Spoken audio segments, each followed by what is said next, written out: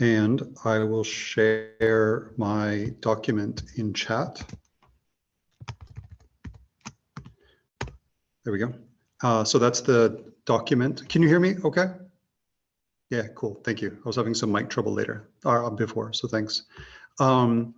So this is the document that I'm going to be working off of. It's just a bunch of sort of messy thoughts, but it has a theme going through it.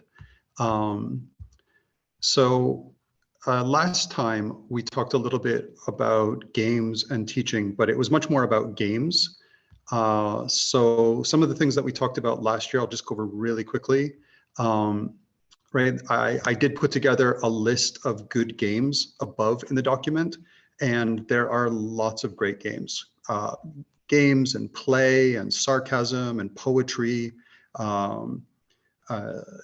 storytelling, drama, all these sorts of things. If you're looking for a game, jump to that list. I'm sure you'll find something wonderful. But we also got into the idea that a lot of people really do focus on the games themselves. This idea of just thinking and hyping the technology, right? The common argument, kids like games, kids play games, so we should be using games in the classroom. Or games are fun, games are motivating, games get people speaking, games get people using the language. These are all good points, but a lot of this hype really downplays teaching. So I mean, my PhDs in educational technology, all I did was think about technology in games for years and years and years.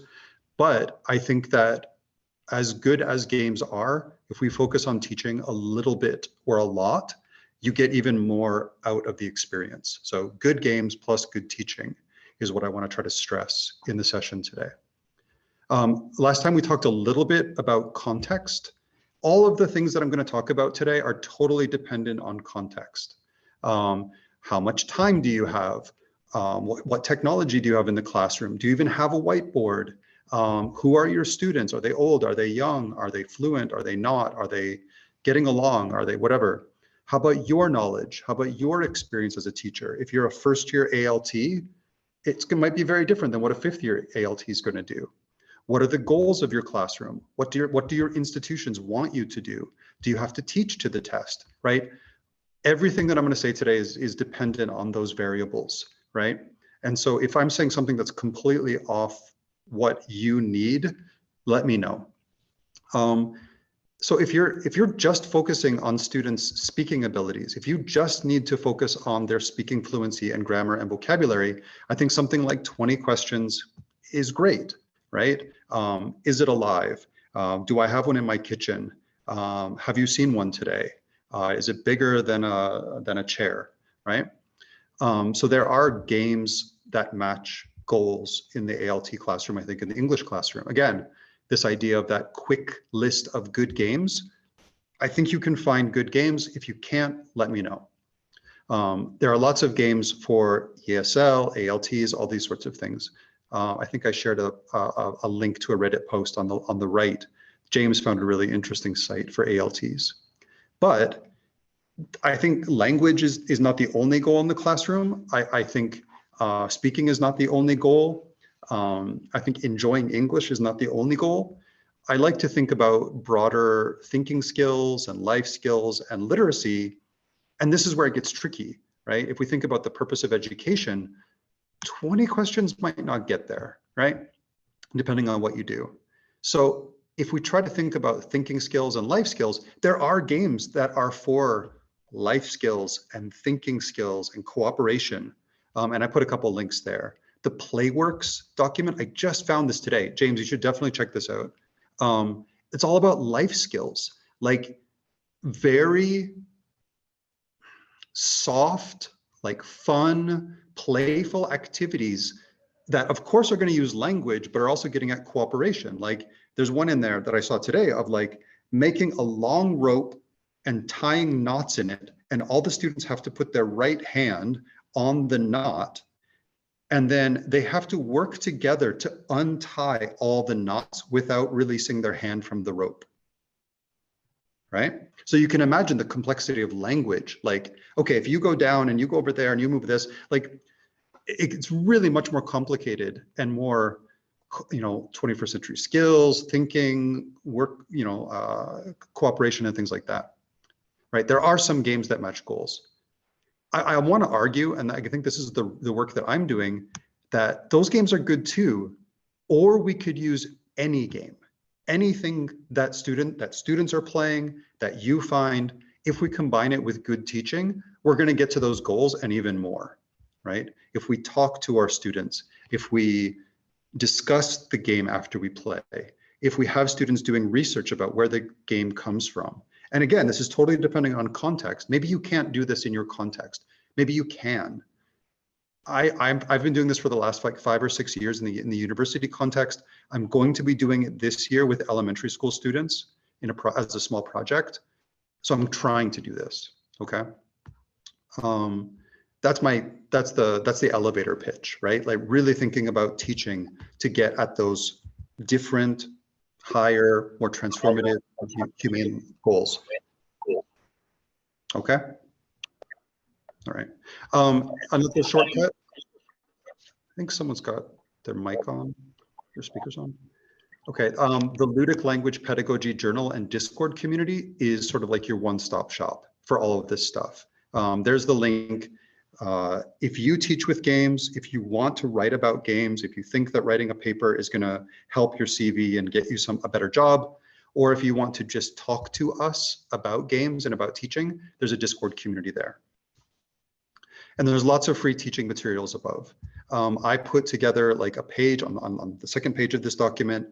All of the stuff that I've been doing for like the past 5, 6, 7 years is there, and it's yours to take, steal, borrow, remix. Just let me know. Okay. Any questions before I jump into a couple other points? Again, like this talk is for you. If you're trying to use a game in the classroom, or if you're trying to do something with teaching, the workshop's for you. Does anybody have any quick questions? We can take like maybe 5 minutes at the front to try to answer a couple questions. Yeah, sure. Please. I'm here in Thailand. Sawadee ka. Hi. I want to ask about games which are particularly to kindergarten levels. Mm-hmm. And our school will open in May. And it's about an experiential school. Have you heard about it? Yeah, for sure. Yeah, like sort of outdoor adventure-y stuff, or yeah, that's great. So I want to know which games are more of focusing on the gross motor skills, and which games are into the speaking skills. Absolutely. The link that I just shared, right, this sort of like life skills game guide, those are much more about motor skills, right? Like it's about untying a rope or keeping a balloon in the air as long as you can. Those sorts of games. Yeah, great, right? It's like what are the goals of your school? Like when you talk about gross motor skills, or if you talk about speaking skills, like what specific goals are you trying to hit? Like, so my kids will be about 2.5 years old, so they will be about balancing and straightening and catching, and then and movements.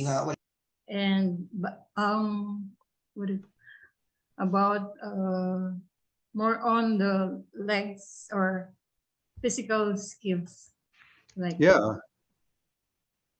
I mean, have you looked at like the Montessori method for those sorts of physical skills? Like they're working a lot with blocks or walking on a line around a table, or carrying a candle without the candle going out. I think Montessori is a good the Montessori method contains a lot of those sorts of physical games for kids as young as 2 years old. Okay. Yes. Right. And that link that I shared, I think, is also really good at those sorts of games. Okay. Language-wise, I mean, they're developing their first language at the same time, right? And so they haven't spoken any word. They haven't spoken any word yet. That's what I'm concerned about. Yes. Like I taught at I taught at Eon in Japan, like an eikaiwa for kids, and I was teaching kids as young as 2 and 3. They didn't speak very much, right? After talking with them for 6 months, I could get them to say colors and some simple gestures Yeah. by playing, yeah, exactly, like charades, right? Yeah. Like touch your head, right? Or pat yourself, you know, like hug yourself. And then after a couple months, then they could take the turn and be the leader of those very physical TPR, TPR, like total physical PH response. I'm just in the chat, right? Total physical response, right? Sort of games. I think those kids, that might be an interesting thing to approach. Total physical response, right? Yeah. So there, because for you, your students are from Japan, and here our students will be from Thailand and Russia. Cool. Russia. That's interesting. Yes. So basically, the Russians doesn't speak English, and I don't speak Russian, so it will be more about the hand movements, Yeah, action. that's right. But I think that's wonderful. Like it's really play-based, right? You can do a lot of things with that play-based interaction, and the kids are probably going to figure out some sort of lingua franca, right? Some way to communicate to each other through Thai, through Russian, through gestures and other things. I think that's really cool. I'd love to help. Like, let me know if I can help. I'll put my email in the chat. Yeah, sure. Thank you so much. Yeah, this is great. That's really cool. Any other questions? Like one more question before I dive in?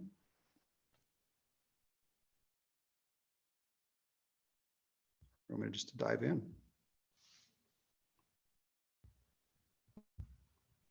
Cool. Yeah, that's great. Okay. Yeah, thanks, James, for taking notes. I think that's James. Okay, I'm going to scroll down and very quickly. So where I'm coming from with a lot of this stuff is just focus on the left. This idea of language curriculums being a little bit out of date. This idea that if we think about what the last 20 years has required students to do in terms of like online communication, changing work environments, changing social structures, all these things, like traditional language curriculums might not be preparing students to deal with those things. It's been a battle for decades. And the same thing with technology. This idea of, well, you know, years ago we had computer labs where students would come in and use things, and now they've got computers in their pockets. Not all of them know how to use those as well. Like a lot of students don't have good digital literacy or good online habits. But this idea that we can critically look at language teaching and also sort of critically look at that technology and just refocus on the technology a little bit more to solve a lot of those things. Okay. And I think the way to do that is, again, to focus on the teaching. This idea, so James and I came up with this little mnemonic, right? This MMM, thinking about methods, thinking about, you know, how you organize learning, maybe like PPP, like prepare, practice, produce, materials, right? The worksheets that we do, the things, markers we use, magnets we put on the board, and mediation, the things that we do as teachers, right? And this mediation can come before, during, or after games. So the games are important, but like we can think about all the things that come around those things too. Like, yes, playing the rope tying game is interesting. It's going to generate interesting language. How about if you pre-teach some language before they play the game so that they can use that while they try to untie themselves? Or with older kids, you do that untying exercise and then you discuss the game. Like what worked and what didn't work? And what did you say? How did you communicate effectively? What would that mean? Like, why? So what? Who cares? I love the question, like, so what or who cares? Like, we just spent 20 minutes untying a rope. So what? Well, a lot of problems in board meetings, conference rooms, committee work, families, is like untying a knot. And you have to listen to each other, and you have to be active, and you have to understand where you're situated. Like that after game debriefing is where the learning really happens, and applying it to other situations if you've got the context for it. So just a quick example of how I do this. Like I am playing a lot of board games and card games with my students. We're choosing games based on who they want to be. And then afterwards, we're discussing those ideas using worksheets. My students are doing really simple research projects to connect the game to society. So here are some students connecting a card game to how memory works. And then we participate in society. So it's not just the game. Like we do use language during the game, but we're doing a lot more. This is at the university level, but again, I'm trying to simplify this or extend this to elementary school students as well. So I hope that you can be critical and say, you know, what about this? What about this? What about this context? I'm working on it, right? Another way of thinking about what I'm doing as well, very simply, the game stuff is in the middle, right? Just experiencing games, choosing games, playing games is really important. But then we discuss the game. How was it? Explain something. How can we use it? We analyze it, we connect it, we read things, and then we apply it to life. Let's see, like Alex was saying that he really likes meeting all the first year students, like in his high school, that they're nervous, right, about being in high school. I think that's really important. So down at the bottom, who are we now? You can ask students like, you're nervous? Yeah, why are you nervous? Like, who you want to be confident? Well, we can do things to help you get to who you want to be in the future by playing games, discussing games, doing research projects, and doing participatory projects. And maybe the participatory project is going to help them become more confident than playing the game, but the game is a good springboard, right? It's the start to the learning. Another way of looking at it, right? Again, like experiencing, conceptualizing and analysis, application and participation. The green, game activities, game stuff. And in the middle, school stuff, right? School is good for some things. And then blue is life stuff. So playing a game, getting interested in the magic circle or how people write essays, and then writing a review on a website. Experience, conceptualizing, discussion, analysis, application. Or here too, like the piano stairs, right? My student got interested in how some people have turned stairs into pianos to encourage people to use the stairs and exercise rather than using the escalator, which then we started talking about what fun is. Like, why do they call this the fun theory? Why is going up piano stairs fun? She worked at a convenience store, so she was researching bag use at her store, which led her to make her own sort of like environmental thinking game, which she published in the newspaper or the article about it, okay? Those are the things that I'm working on. Okay, that's what I'm doing in my university context and trying to do with younger learners as well. I'm doing it with high school students in a different context. I've done it with elementary school students in a public space. I'll be doing it this year with younger learners as well. Okay. If you want 5 minutes of reading after having some hot wings or whatever, like waking yourself up, you can continue reading. There's a very simple infographic about what I'm doing, where I'm doing it, how I'm doing it. Okay, you can read that if you want. But I think it comes back to this question, like, why are we teaching? I've been a teacher for 25 years and I've taught lots of different goals. I've taught academic skills at a university in America. I've taught at conversation schools. I've taught at companies. I've done English for specific purposes for computer scientists.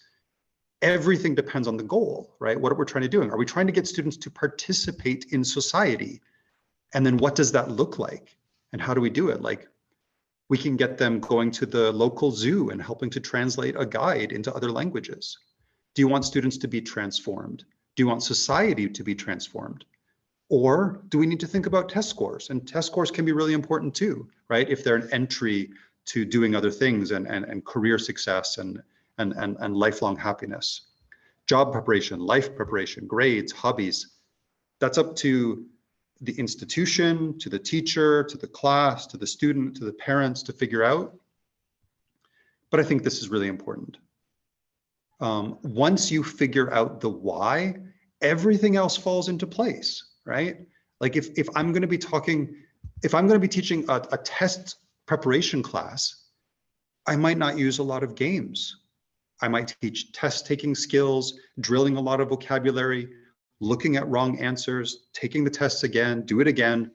I might not be playing so many games. But if games I think are a good springboard to these other things, I might be using games more. Okay. So again, that's the refrain that I started the workshop with, right? It depends on the context, who you are, who your students are, what the goal is. If you're going to focus on if you need to focus on speaking, there are lots of great speaking games, right? Like 20 questions, 2 truths and a lie, chain stories, I went on a picnic, all of these things. There are 1,000 good games. But if you want to think about broader skills, think about perhaps those other games, or think about your teaching more, which is hard, right? Yeah. And I think that you can do this good teaching with those as well, right? Ask your students, why did you choose the questions that you did? What are good questions for 20 questions? Is it the WH questions or the yes/no questions? Which one got you better answers, right? Thinking. So there's some more reading if you want later, right? Doing more with games means teaching differently and I think researching differently as well. If you have freedom to do the kind of stuff that I showed before about the piano stairs and discussions and analysis and projects and all this kind of stuff, try it. I will help, I promise. Like this is why I'm giving the workshop. Like if you want to connect to a university teacher, somebody who's publishing, somebody who's maybe exposed to other things, join our Discord. I will be happy to help you, seriously, as much as it takes. And there are simple ways to start. I made a really simple magazine for my students. So this page, one page, is my textbook for an entire class. It goes through all of these steps, like who are you, right? Page 1, who are you? What do you want to do? Page 2, let's play some games. 4, 5, and 6, right? 7, 8, 9, and 10, thinking, discussing. 11 and 12 are about their curiosities and about society. 13 is a project that connects to their future. 14, they do it. 15, we reflect. 16, and then we reflect again, and maybe we do it again. So I've used this workbook with university students, doing 2 in a 15-week course. And I'm going to be using this with elementary school students this year. We're going to be translating it into Japanese. I'm going to be teaching in Japanese and English. I'm going to be working with teachers who are bilingual. But this is something that you can take and adapt it. If you just want to do 4, 5, 6, 7, 8, 9, and 10 and be done, that's great. You don't have to do everything, right? But just adding a little bit more could really change students' lives, I think, and language skills, right? An aspect of it. You could just try one part of it, right? This idea of good teaching, ludic language pedagogy. And so next I'm going to talk a little bit about these aspects, kind of broadening things out a little bit.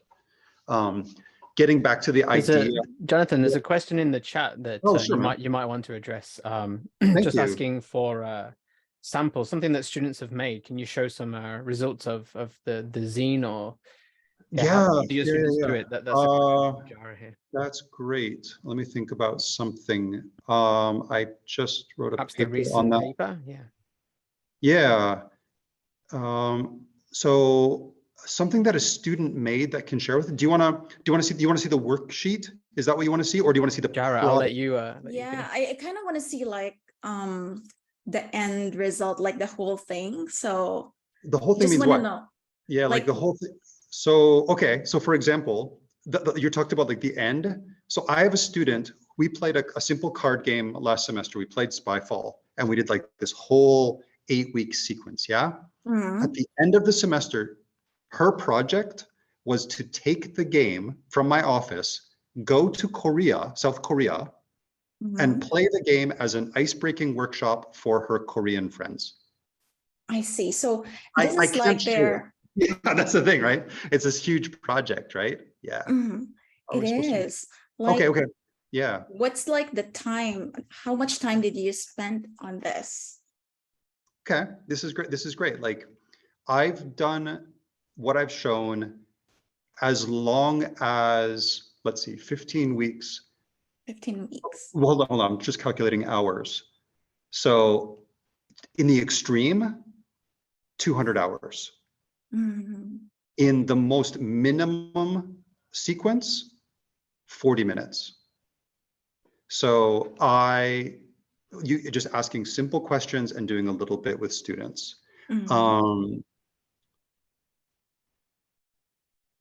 It's a great question because the magazine, that one-page format is sort of designed to be able to be used flexibly. So for example, like I've done that with students in a 3-hour workshop, like from 1 o'clock to 4 o'clock, right? I'm going to learn about you. I'm going to play the game. We're going to discuss it. We're going to do it and be done. Okay. I see. I've done it as short as 40 minutes with snakes and ladders in a high school class, but it's really rushed. Like, who are you? Let's play the game. Let's discuss it for 5 minutes. Let's explore the history of snakes and ladders. Let's redesign snakes and ladders. Bye. I'm going to get in on the bus. Yeah, when I look at it, it feels like I need to spend a lot of time on it, but it's good to know that I can actually use it for like 40 minutes, 50 minutes. So depending on my goal, right? Depending on your goal. And that's what I'm going to talk about next, because it's sort of overwhelming to go, wow, like this is, I literally have spent 200 hours with one student doing this for a research paper, right? But I've also been slowly trying to condense it and trying to find the pressure points, right? Like where this is the kind of question that really makes the most difference. So for example, in the thing that I shared, one of the questions is number 11. What are you curious about? When I started doing this sort of stuff with games, I didn't ask that question. But students started saying things about what they were thinking that were really different. And I realized that it was all about creativity and critical thinking. And so I had to include that question to make sure that it sort of was an umbrella over more students' creative thinking. So I'm saying this to say, if you play a game and then you're discussing it, you can ask them like, what are you thinking about? What did you think about this game? What did this game make you think of, right? It's really open-ended, right? It's very different than the type of eikaiwa stuff that we often do. That's true. But it sort of treats them as humans. Like, I recognize that you are a person who had an experience. What did this game make you think of? Yeah.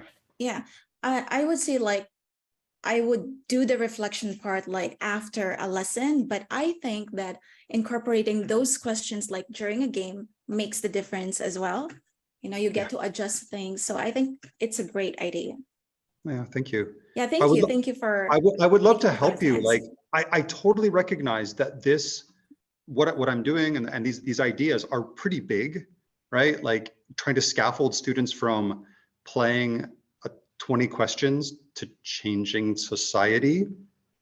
But that's where I'm oriented, right? I really do think that school and society need to be more connected, and we need to be thinking about their more broader humanitarian ideas, right? I'd love to work with you to try to adapt them to your classroom, to say, oh, you want to try this? Like, let's cut out this part and try it this week. How did that go? Did it go well? Do you need to slow down more? Like, I would love to help you with that if you want to. Yeah, thank you. Thank you. I'm glad to know that there's help out there for me. Yeah, because for some people, I think the problem is, how do I start? So yeah. So yeah, how do I start is a great question too. Like that magazine that I shared, like I think you could do this on your own, right? Everybody's playing games on their phone, or you have a card game or something, like whether you're playing like a solitaire or something. Go through that magazine and just answer those questions for yourself. Don't even have to do it, right? But like, okay, I want to play Angry Birds. All right, well, let's play the game. How was the game? How was Angry Birds? Like, I've played Angry Birds with my students. Like, wow, the characters are really cute, but the game gets really repetitive. And I don't like that the company is always asking me for money, right? So then you like explain something about the game, like, why are they asking me about money? Like, oh, it's free, and this is how they make their money. This is their business model, right? What am I curious about? I'm kind of curious why they're using birds and pigs. Like, other than the fact that both of them are roundish, why birds and pigs? Like, right? There's lots of things that can sort of stimulate that sort of curiosity, right? So try it yourself, and if you think it's interesting, then you can maybe try it with your students, or try it with me. Let's play Angry Birds together. Yeah. Okay, Anybody else? Is that okay? I wonder, Jonathan, if it's worth showing the paper, some of the I photographs will. of I'm the going to show it completed like in zines. like Okay, one page. sorry. I'm going to show it in one page. Yep. Cool. Yeah, thank you. Yep. Okay. So jumping down a little bit. So the idea of how do I start? Like, as I said, you could take that one page, that A4 sheet, and try to use that with your students, or just like take a little bit. Or we can chop it up a different way. Instead of thinking about the pedagogy of multiliteracies and what Jonathan's doing, you can think about using different things to add more teaching to games in different ways. Again, like this idea of methods, materials, and mediation. So methods are why and the way you organize your teaching. So a lot of us might be doing CLT, sort of communicative language teaching, right? And communicative language teaching is sort of this umbrella term for talk a lot, right? But it does focus on students' output, right? TBLT is different in, well, they're connected, but it's much more of a focus on tasks and also debriefing. James has done a lot on TBLT, and James is giving a workshop next week on this. Play the game, listen to, like, record it, think about how you played the game, try to correct it, and then play the game again. Do it again is James's mantra, right? And so like PPP, like you want to teach some vocabulary, drill some vocabulary, and then use the vocabulary in the game. That is a method, yeah, right? So there are different ways that we can use games. Materials, totally, like the things that we use as teachers, right? We find them, we adapt them, we make them, like worksheets, presentations, templates, previous students' work, right? I was asked, like, can you show me? I show my students' work to other students all the time. Look what your friends did last year. This inspires you, right? Use worksheets. Use a poster and ask the students, like, how was the game? And then make a concept map. It was fun, it was boring, it was stupid, I don't like Angry Birds, right? Have them draw on a poster. That's a material. Or what I like the most is this mediation, the interaction. Like teachers, we talk about technology all the time, like games and technology. Teachers are technology. Teachers are interactive, right? And so you can do all of these different things before, during, and after gameplay. Explaining, guiding, adapting, prompting, giving feedback, repeating a task. I think this is like the simplest thing that we can do. Like play 20 questions, talk about how it was. Okay, class, that was great. Let's do it again. I want to see if you can guess it in 15 guesses now 10 guesses, now 5, right? Yeah. And so we can talk about these different things, right? And this is what I'm saying, like you could take what I'm doing, you could grab the magazine, or you could grab one of these things: methods, materials, or mediation. Materials is probably the easiest one. Have students keep a diary, right? I have a diary that I shared above. I've had students play video games and board games. Just keep a diary. How was the game? What language did you notice? How could you use that language? Make some worksheets. I can share those. Analyze the language in games. It turns out that games are really casual, while like rule books are sort of formal academic English or writing or a tweet, right? Do research project worksheets, project proposals, portfolios. All of these materials are above in the document. And James has a ton of materials as well, like hundreds of pages. And of course, games are a material as well, okay? So materials are great. Even just finding a good game and then having a discussion on a worksheet or a poster or the whiteboard or the blackboard, you're doing great teaching, right? Just adding that discussion adds language work and thinking work and hopefully transferring it to other contexts. Methods, there's all these different things that you can do. I mean, I use lecture sort of as a shorthand to teach something before playing, analyzing, translating. These are things that school is good at. The teacher in Thailand, experiential stuff, right? Doing activities, right? Untying yourself from a rope, balancing on a line in the sand. Media, discussions, projects. You can also blend these. It's not just like sage on the stage or guide on the side. You can really blend them and weave back and forth as your students need. This is a method. Go for a walk outside. I've always wanted to teach a class where we just go for a walk and talk about what we see. Have that debriefing or discussion. Read things, analyze things, ask questions, do projects, share with others. We played 20 questions. This is what we found out. How about you? Please try to play 20 questions and share with us. Okay. So find a method that you like, or find some materials that you like, or do some different things as a teacher, right? Be a sage. Learn more about what you're teaching.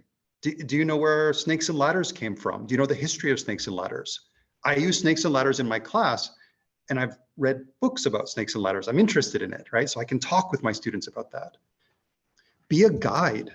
Trust your students more. Listen to them more, right? Model what you want them to do, right? If I was going to teach snakes and ladders, I might bring in another ALT, or not snakes and ladders, 20 questions. I might bring in another ALT and play 20 questions in front of the class with the ALT to model the type of questions I want them to use.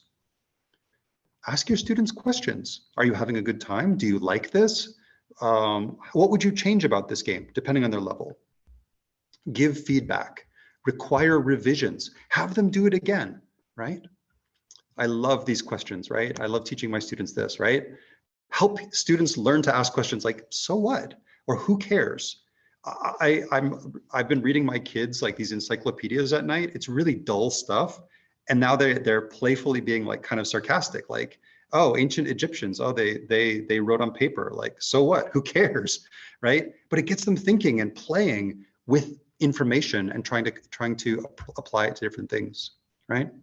You can choose different activities. You are a teacher. You can choose things. You can design things, and you can interact before, during, or after games.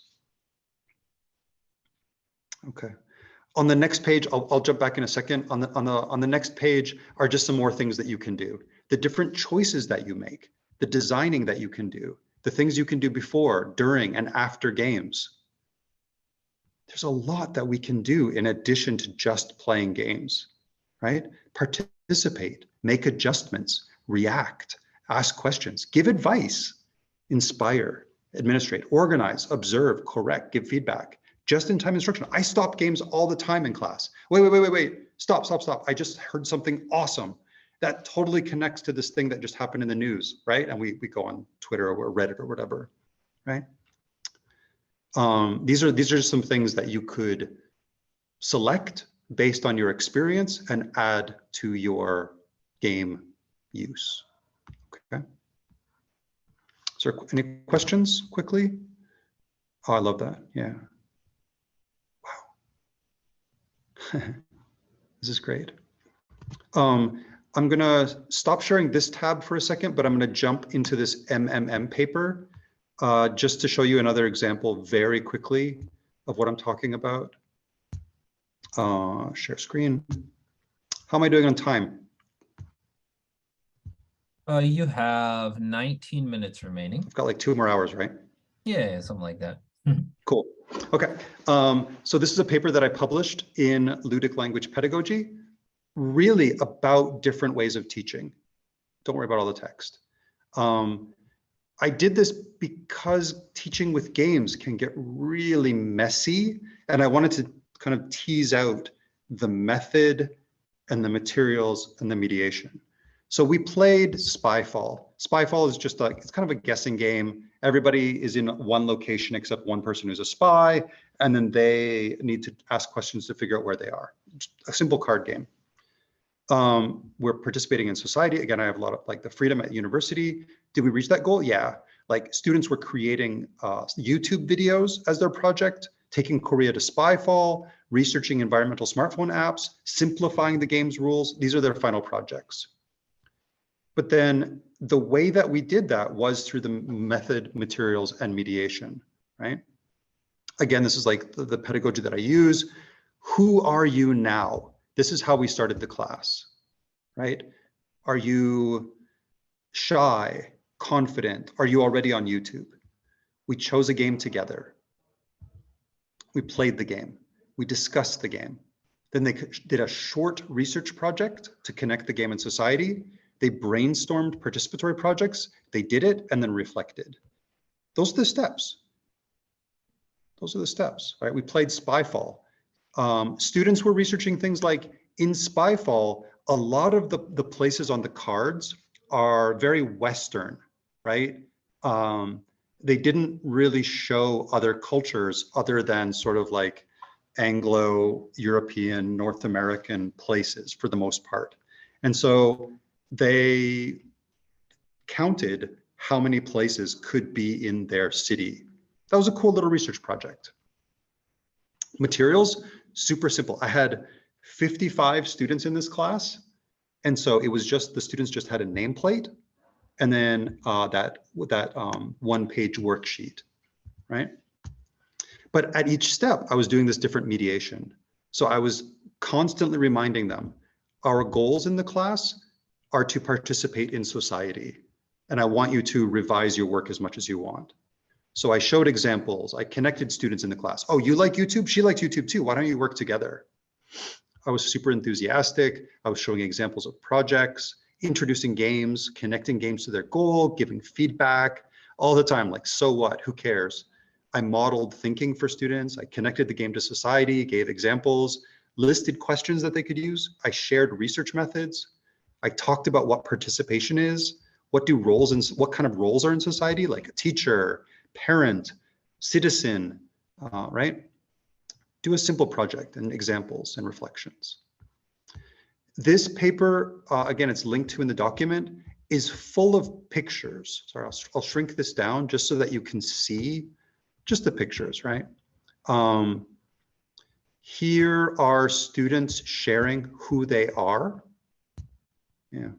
Here are students sharing who they are at the beginning of class. Who am I? Anxiety, right? I like to draw pictures. Their dream projects, their future, to be happy, right? Here's us confirming the rules of the game. They did this on the board as well. So here are the cards, and they had to prove to me that they knew the game before they could play it. The pink are my notes and feedback and revisions. Here's the zine. This is what they were all curious about: language, education, games, society.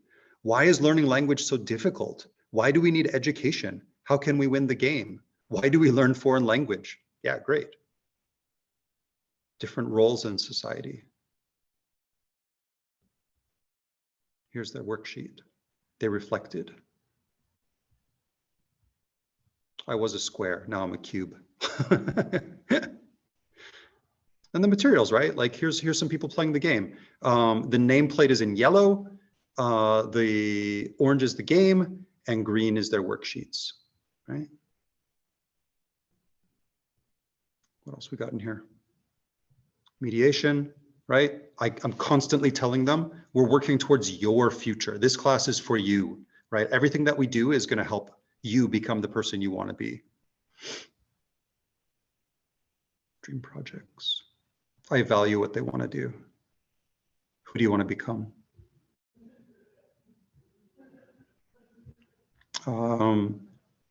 Like this, right? Like, how was the game, right? And a lot of students says, it was fun. And then the conversation stops. That's not a conversation. That's not really academic thinking at all. That doesn't tell me anything interesting that I don't know. So ask more questions, right? How do you get deeper into this, right? So what? Who cares, right? Why does this matter? Was this useful? The WH questions and setting a timer. Come on, ask 5 questions to dig down and find something interesting, right? And so students were writing this on their thing. So what, right? So what? It was fun and interesting. So what? Because both spy and spy players can cooperate to make the game fun and more challenging. The more players try to act their roles, the more conversation becomes active. Wow, that's so much deeper than it was fun, right? Thinking about so what and who cares. Okay, so all this kind of stuff, right? What else we got in here? That's fine, right? Their roles. I'm going to stop sharing that. I'm going to get back to the main document. Share screen one more time. We're almost done.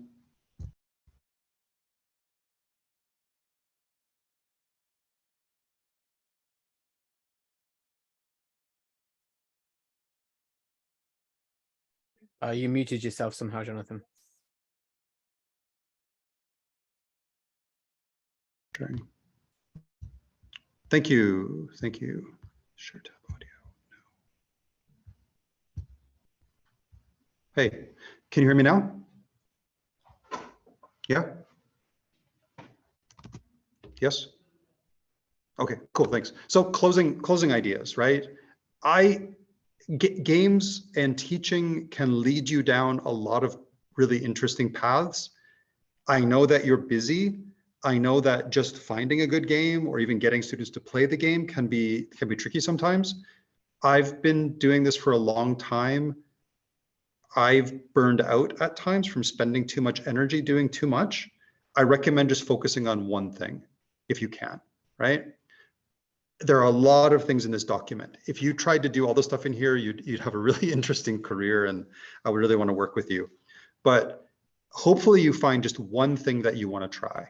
Maybe it's just a different game, or maybe it's tying kids up into ropes and having them untie each other. That's fine. But maybe you just want to try to get them to have a good conversation. I think that's a really beautiful challenge as a teacher. How can you scaffold and model and encourage good discussions? Have you found something in this document that you want to try? Do you need help choosing? I'm here to help. James is as well. I like this. Start where you are, use what you have, do what you can. You don't have to reinvent the wheel. You can start simply. If you have a piece of paper, you can ask students to collectively write about how the game was. On this side of the paper, list the good things about the game. On this side of the paper, say the things that you'd like to change. That's beautiful. That could be a really beautiful day for students, right? Start where you are, use what you have, do what you can. I'd also like to promote the idea that teaching is design.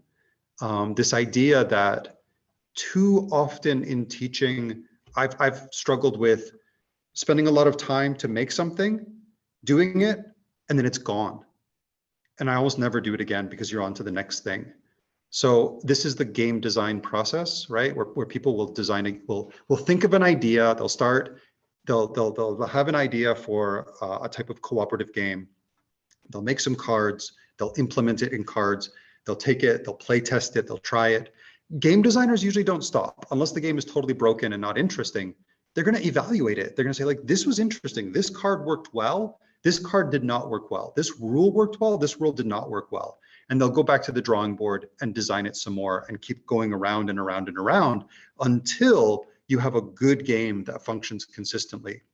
I think this is good teaching. I think it's really sad as teachers that we don't often get to do this. We don't. We're just going through as many lessons as quickly as possible to get to the test or something else. Try to do it again, right? Design that worksheet, maybe like the things that you liked about the game and the things that you wanted to change. Maybe those questions aren't right? Maybe you just need like a plus and a minus and then they draw. Or maybe you have to say like, maybe you have to have like a timeline on the front, like tell me about your game. What did you do first? What did you do second? What did you third? What did you do fourth? And then debrief it. Design, play test, evaluate it. All the stuff that I've shared, I've used multiple times over many years, and it's finally getting simpler and easier to use. So try this in your classroom, and I'm happy to help too. If you ever want to play test a worksheet or something or an idea, let me know.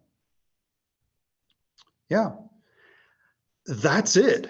That's it. What is it? 8:30. That's about the right time to finish. Did something make sense? Did it not make sense? Did you find something? What doesn't seem possible? How can I help you more? James and I talk a lot about the freedom to play. I'm lucky now at the university that I have quite a lot of freedom, or I've created freedom by creating classes or having a space, like even like to do things extracurricularly. Sometimes people don't have freedom, and sometimes you do need to work within that constraint. Maybe do things, I've done things secretly sometimes, trying things. And if it works well, then you can go to your administrator and say, this worked really well. I had a couple minutes and I tried this game.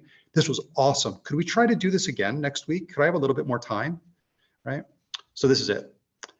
Thanks. If you've got any questions, comments, do you want to play fight with me? Right? Jonathan, so what? Who cares? Why are you talking about technology teaching when we should be talking about games? Anything's cool. Thank you. I'll hand things over.